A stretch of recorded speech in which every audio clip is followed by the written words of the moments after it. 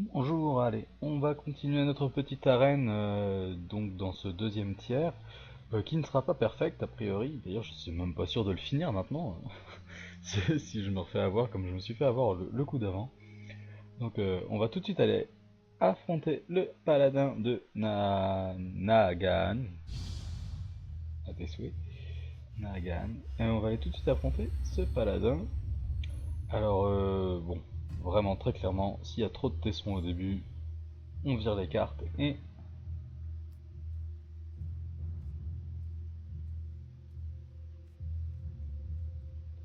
alors, le petit robot, il m'aurait bien servi la partie d'avant. Le machiniste de guerre aussi. Euh,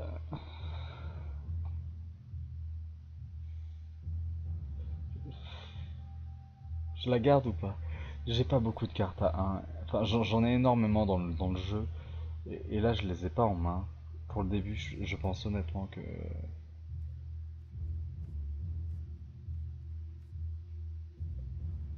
là, je vais la garder pour le coup. Je vais commencer par mon équipementier. Le génie, ça va diminuer mes coûts des artefacts. Je, voilà, je vais garder la main là.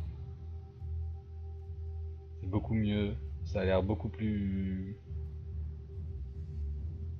stable. Alors, bouton, eh bien, je suis d'humeur généreuse. Pour votre prochain combat, je vais offrir à votre adversaire un cadeau qui nous tient tout droit d'un nom bizarre, le créateur de la prospérité.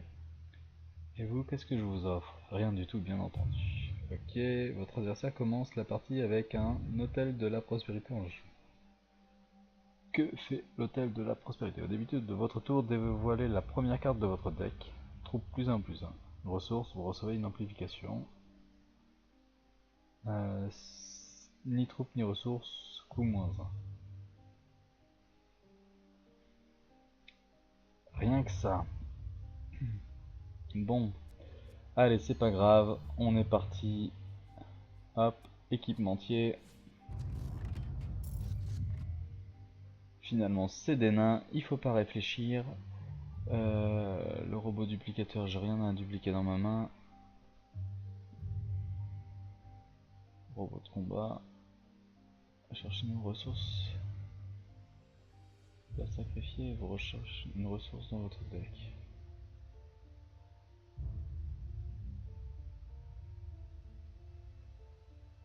Je prends le tas. Je vais... Voilà, j'accepte. Le duplicateur, j'ai rien à dupliquer et voilà, ça me permettra d'avoir une ressource rubis. Euh, Au cas où, et bien sûr, on la joue tout de suite.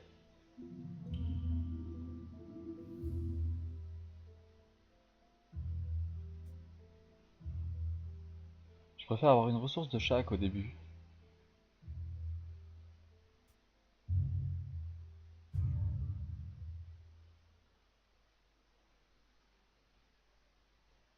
Uh-huh.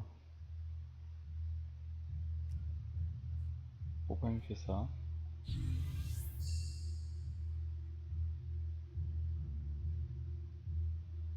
J'ai pas compris pourquoi il me parlait du tesson de sang.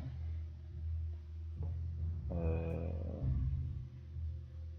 Je l'ai pas vu gagner une ressource supplémentaire ou quoi que ce soit. C'est peut-être quand il jouera ce tesson là.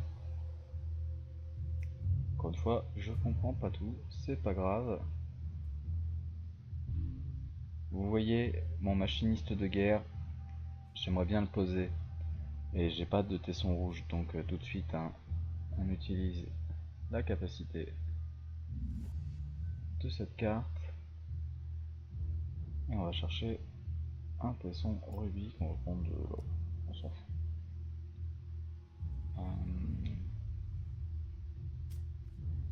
Voilà. Je viens de la pêcher, j'ai pas le droit de la jouer. Je m'en fiche. Puisque je déclare pas d'attaquant.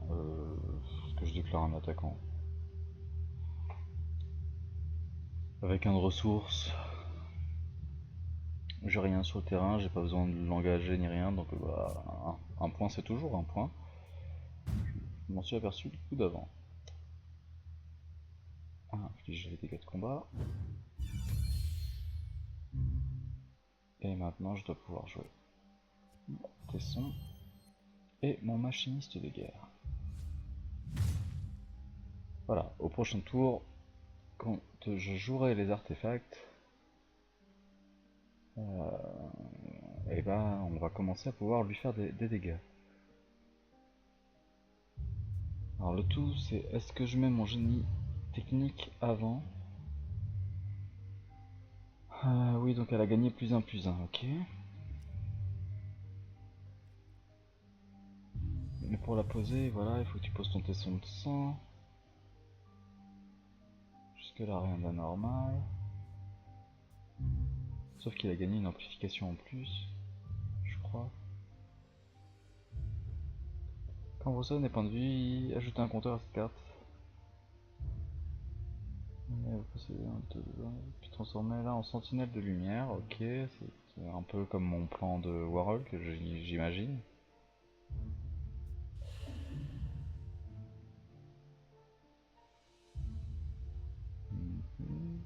Machiniste de guerre, donc en français.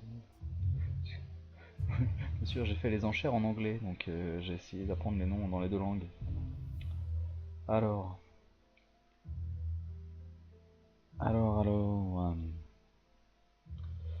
De toute manière, déjà je vais mettre mon tesson. Ça me fait 3. Je vais mettre le génie comme ça. Mes artefacts ne coûtent plus rien. Euh, du coup, je vais mettre le Warhulk.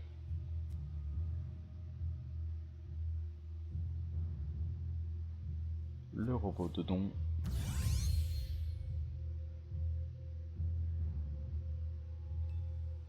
Ceci. Et une fois n'est pas coutume, j'ai pas l'impression qu'il pourra m'attaquer. J'ai pas... entre lui enlever 2 points de vie, possiblement, ou sortir mon Hulk, mon mastodonte. Allez, clic, clic. Non, je te clique. Voilà. Troisième tour, j'ai des troupes de partout, dont un mastodonte de guerre. Là, on commence à être pas mal.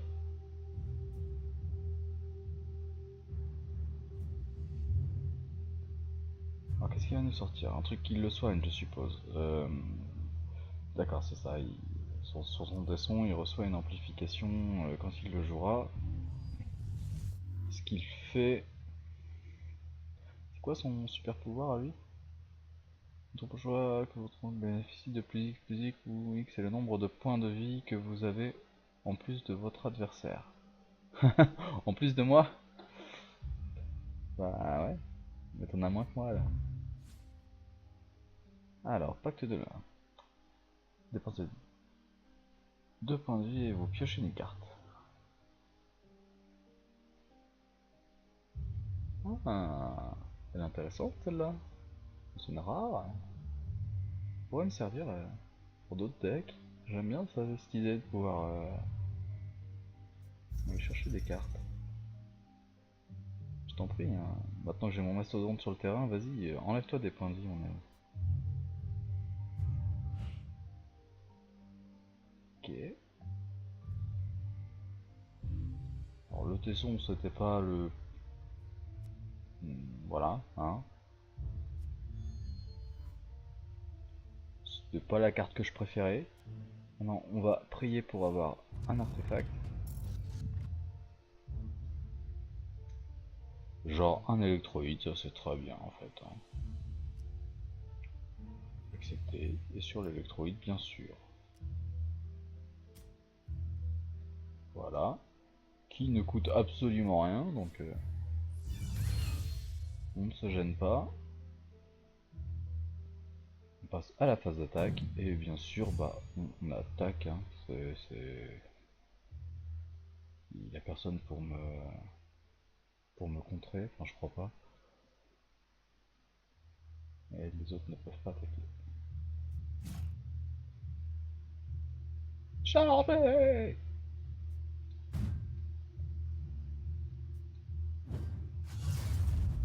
Ok, ça c'est bon. A priori, il a quand même de quoi se soigner, hein, parce que quand on a une carte comme ça, c'est qu'il vaut mieux qu'on puisse se soigner, puis surtout quand on a ça, euh, quand vous recevez des points de vie, ça veut dire que bah, forcément il va en recevoir.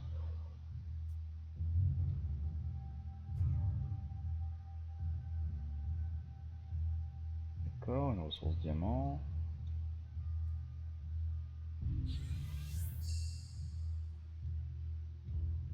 Son pouvoir va pas lui être d'une grande utilité a priori.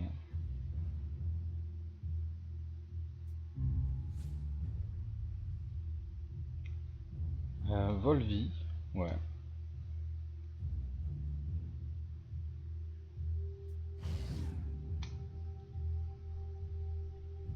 Un petit peu embêtant, il faut que je lui fasse plus de 10 points de dégâts. Ouais. En sachant qu'en plus, tous les points que j'attaque sur cette carte remplissent des machins ici. Bon, cette carte là, elle est totalement inutile dans la partie telle qu'elle se déroule. Là, ce serait cool, c'est d'avoir un petit... Non, pas ça. Non. Bon. Bah ça, je peux pas le jouer, hein. Clairement. 3, 4, 5, 6, 7, 8. J'enlève 8 points et il va en gagner 5. Mais bon, s'il fait ça, il se bouffe. Enfin, sa carte, elle l'aura soigné qu'une seule fois. Donc on y va. J'avais dit que je réfléchissais moins ce coup-ci et que j'attaquais. C'est peut-être pas la meilleure solution. Mais la fois d'avant, j'ai été un peu trop sur la défensive et du coup, alors, bien sûr, c'est ce que je pensais que tu ferais. Ta carte est morte et il te reste un point de vie.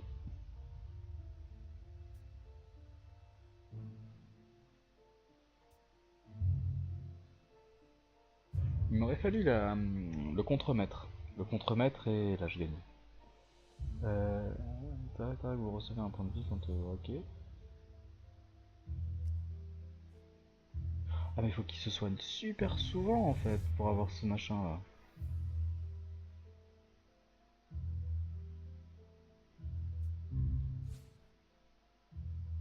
Je pensais que le mastodonte ça lui faisait 5 dégâts donc il prenait 5 ressources, mais non en fait non.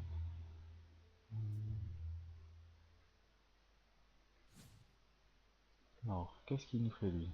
Escalade. Passez cette carte dans votre deck et ajoutez 4 chiffres en gras de toutes les jeunesses éternelles que vous possédez dans toutes les zones.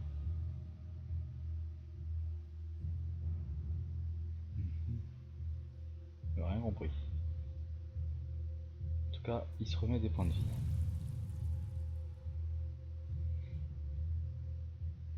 Et ça, on savait bien qu'il allait faire ça.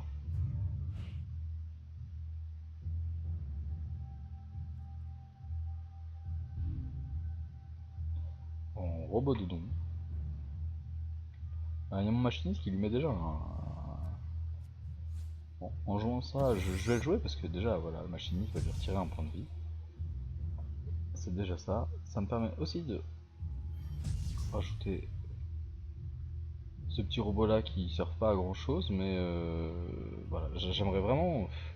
Mes contremaîtres ne sortent pas, ils ont décidé de se cacher. Voilà, mais c'est pas grave, donc on va passer à la phase d'attaque. Puis bah, il a plus de créature vol de vie, ça c'est une créature répercussion, donc s'il me la bloque, déjà je lui fais les 3 points de dégâts. Euh, donc bah, a priori je dirais que c'est gagné là. À moins qu'il nous sorte une carte. Ah non, les ouvriers ils veulent pas attaquer. Tous ceux qui peuvent attaquer attaquent. Et c'est parti. Donc il me bloque mon mastodonte qui va quand même lui faire 3 points de dégâts. Ah là ils m'ont pas marqué, des fois ils marquent combien je... Bon. Lui, je l'ai battu et en plus, je suis content parce qu'il y avait une sorte de défi où il avait commencé avec un totem bizarre que j'ai pas super vu en action, mais c'est pas grave. Du coup, j'ai remporté le challenge et ça, c'est une bonne chose. Des assauts, je sais pas. Oh, il a gommé la défaite. Ça, c'est bien. Bon, il y a toujours une croix rouge là, mais au moins elle apparaît plus ici. Et c'est déjà ça. Bon, bah sur ce, je vais vous laisser, je vais vous dire au prochain épisode où nous affronterons le Sphinx de sang. Ça va être bien.